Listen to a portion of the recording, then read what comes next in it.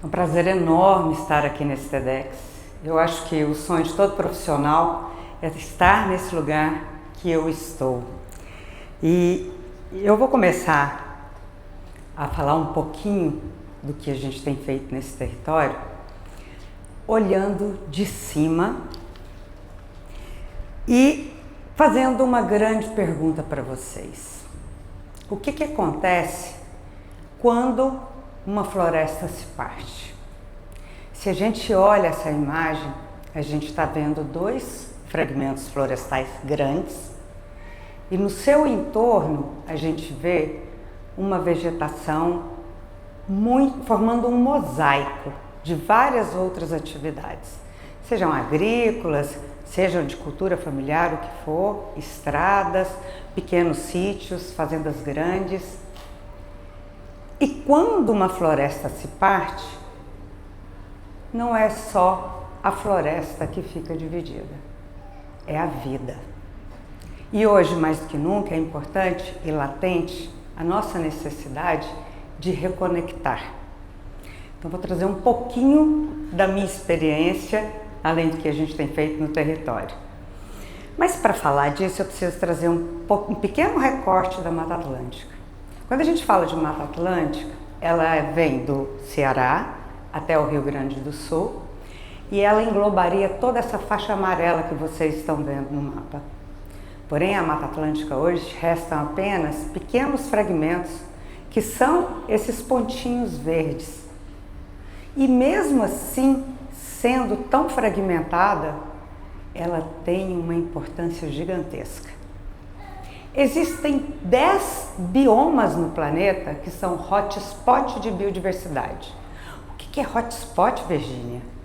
Hotspot são zonas quentes para a ocorrência de uma única espécie, ou seja, ali concentram espécies endêmicas que só ocorrem ali. E quando a gente dá um recorte maior ainda, a gente vê essa região de Porto Seguro, que eu costumo brincar que aqui é o hotspot do hotspot, porque existem espécies que só ocorrem aqui. Então é latente que a gente busque uma forma de reconexão. E fragmentos não sustentam o sistema. Quando a gente estuda lá na academia, no meu mestrado, no meu doutorado, pensando em planejamento de paisagem, a gente vem na questão do efeito de borda. Quando o fragmento está isolado, ele recebe mais calor, ele recebe mais vento, e com isso a vida que está ali dentro vai espremendo. A gente tem um isolamento genético, a gente tem extinções locais de espécies que só ocorrem naquele local. E aí você tem também uma menor resiliência climática. Então sempre trabalhei nessa questão, mas eu vim parar nesse território para trabalhar um planejamento de paisagem. E quando eu fui convidada para vir cá, trabalhar aqui, eles me chamaram para trabalhar numa questão de que eu iria aliar conservação com produção. E além dessa conservação com produção, eu teria também uma responsabilidade social. Então, para mim, foi um grande desafio nesse momento. Nada mais era do que a tal falada sustentabilidade. E quando você pensa nessa questão desse território fragmentado, como eu disse para vocês, a gente tem que promover restauração. A gente não pode deixar esses fragmentos isolados. E quando a gente fala de restaurar, é muito mais que plantar árvores. Para restaurar, a gente tem que pensar em diversidade genética. Eu não posso ter uma diversidade fraca geneticamente, porque senão aquele ambiente não se sustenta. Eu tenho que pensar na sucessão ecológica. O que é isso? Quais são as espécies que eu vou colocar, que vão sombrear, para que os nossos gigantes venham e mantenham esse ciclo em harmonia? Eu tenho que pensar na espécie que eu vou colocar ali. Eu não posso nunca trazer uma espécie de cerrado para um bioma Mata Atlântica. E restauração, gente, é ciência aplicada à esperança, porque nada mais é do que a devolução da vida existente naquele lugar. E aí, o que a gente tem visto como uma boa alternativa desse território são corredores ecológicos. Eu gosto de fazer uma analogia com a questão de corredores ecológicos que funciona bem. Quando a gente tem a casa da gente, a gente tem o quarto e tem a cozinha. A gente usa o que para conectar esse quarto a essa cozinha? Um corredor. Não é ali que a gente circula? Isso com a natureza é a mesma coisa. O que vai conectar um fragmento a outro?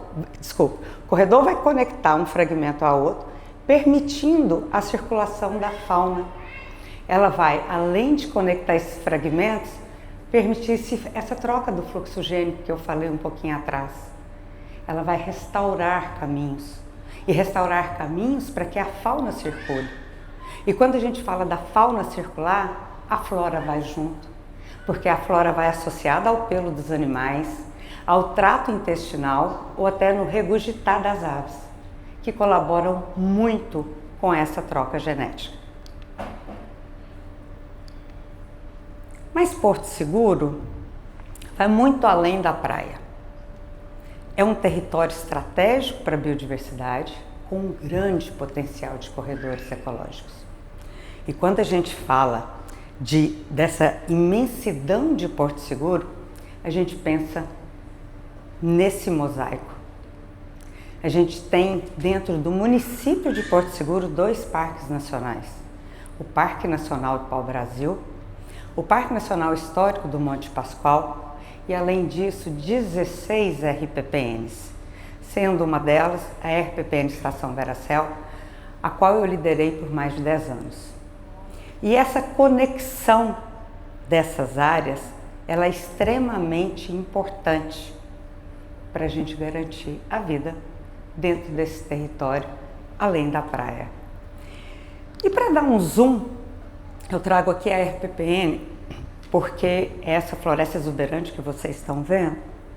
E a RPPN, ela recebe atividade de educação ambiental, pesquisa científica, atividade de observação de aves, que eu vou falar um pouquinho mais para frente, mas é um fragmento que está isolado. E a gente fez um estudo qual era o maior desafio, ou seja, da perpetuação da RPPN. E foi o isolamento. Com isso, a gente teve que buscar uma alternativa para que a gente fizesse a conexão de um grande fragmento próximo, que é o Parque Nacional do Pau-Brasil. E eu espero que daqui a 25 anos eu veja esse corredor instituído e a vegetação e a flora trocando esse fluxo genético.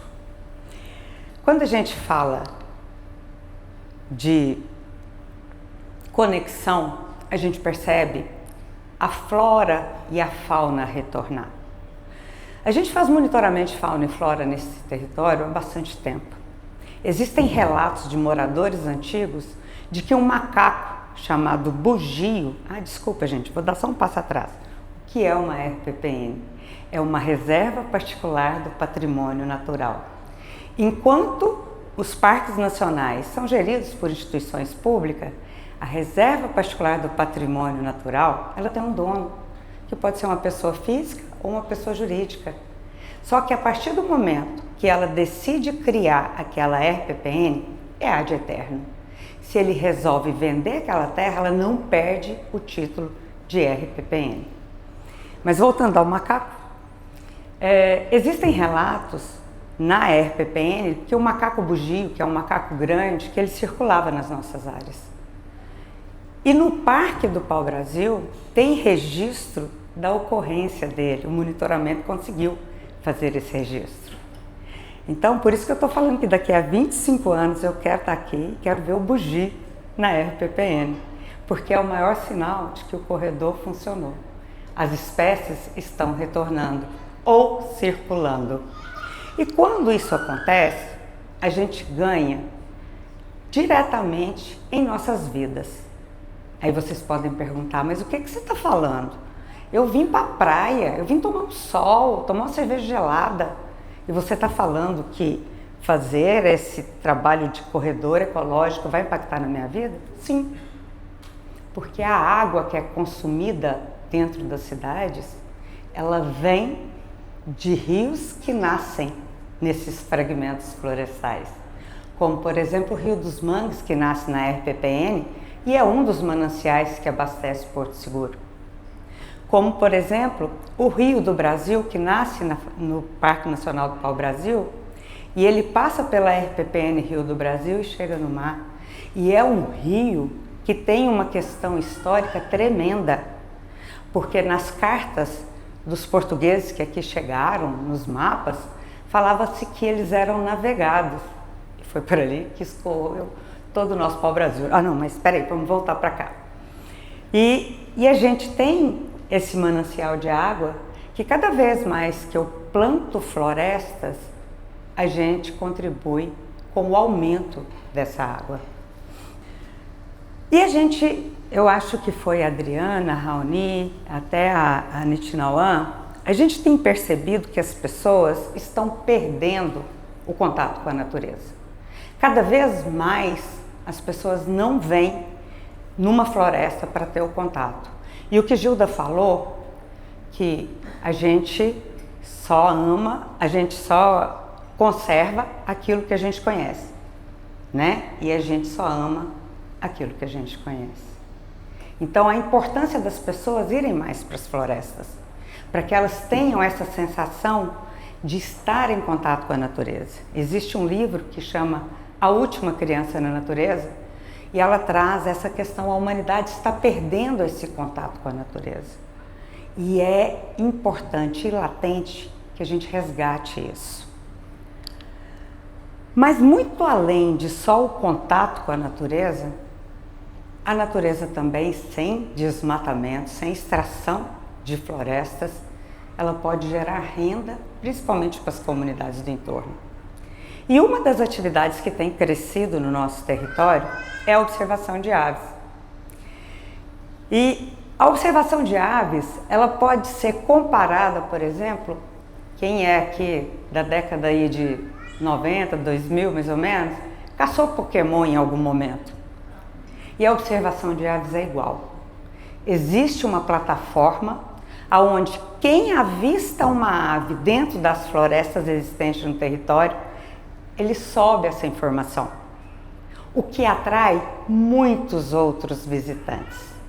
E o tema turismo regenerativo, apesar da gente não ter a pressão do turismo nas áreas naturais ainda, no turismo de natureza, a gente já tem que pensar, para não deixar acontecer como em vários locais tem acontecido.